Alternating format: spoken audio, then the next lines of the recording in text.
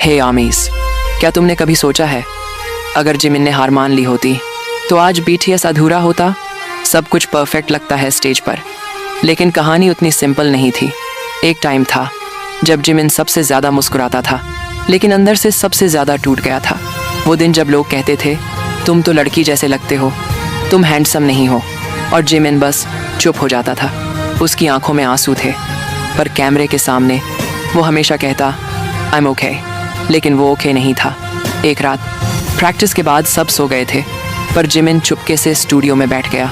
आईने के सामने देखता रहा और धीरे से बोला, मैं इतना बुरा क्यों लगता हूँ? मैं क्यों अलग हूँ? मैं क्यों इतना दर्द महसूस करता हूँ जब लोग हंस कर चले जाते हैं? उस वक्त उसने सोचा था शायद मैं बीटीएस के लायक ही नहीं हूँ। लेकिन सुबह जब जंगकुक स्टूडियो आया तो उसने देखा जिमिन अब भी वहीं था, और बिना कुछ कहे उसने बस जिमिन के कंधे पर हाथ रखा और कहा, ह्योंग, तुम परफेक्ट हो जैसे तुम हो। फिर एक एक करके सब आ गए, RM, Jin, V, Suga, J Hope, और सब ने कहा तुम हमारे बिना BTS इनकम्प्लीट है। Park Jimin.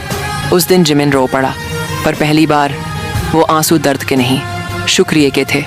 उसने समझा कि दुनिया चाहे कुछ भी कहे, लेकिन जब तुम्हारे पास सच्चे दोस्त होते हैं तो तुम हर दर्द से निकल जाते हो। और आज जब वो स्टेज पर मुस्कुराता है, जब वो कहता है you are perfect as you are, तो उसके पीछे एक कहानी छिपी होती है। एक छोटा सा लड़का जो हार मान सकता था, लेकिन BTS ने उसे संभाल लिया।